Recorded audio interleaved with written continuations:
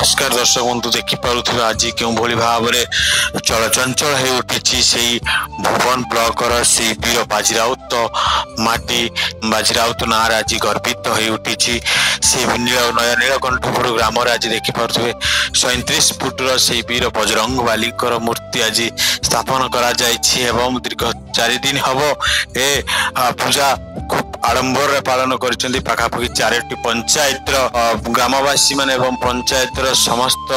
से वीर बजरंग बाली भक्त श्रद्धालु माने वर्तमान गोटे प्रकार दर्शन लाभ करने आगे देखिपे क्यों भाव में हजार हजार श्रद्धालु माने वर्तमान एठी एकत्रित होती से वीर बजरंग बाली से रामंकर परम भक्त से हनुमान दर्शन लाभ करुँचे आनंद अच्छा चलतु आम सीधा सड़क तांकर किसी प्रतिक्रिया नेबा केते खुशी अच्छा केते उत्साहित अच्छा से प्रभु को आज पाई धरापृष्ठ को ओल्लै आसी से वीर बजरंग बाली से संकट मोचन से हनुमान आज देखिपे क्यों भाव में छिड़ा ये से नीलकंठपुर ग्रामवासी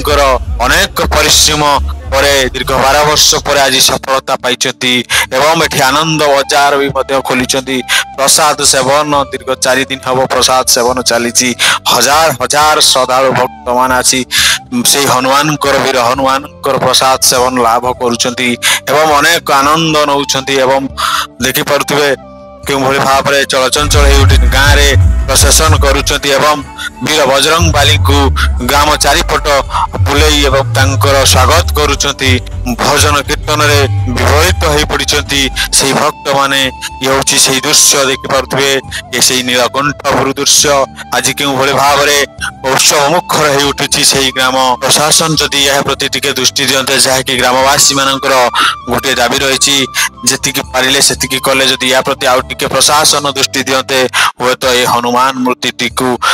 ऊपर छातटे पड़ पारंता देखा जाऊ सरकार या प्रति वास्तव में केवे दृष्टि दौरान एवं ए वीर हनुमान वीर बजरंग बाली ये संकट मोचन केशरी नंदन केवे उपरे छात पड़ो केवे भक्त माने से छात तले रही से प्रभु हनुमान दर्शन लाभ करेंगे ताही समय कह भुवन दुशासन पृष्टि रिपोर्ट सोनो न्यूज।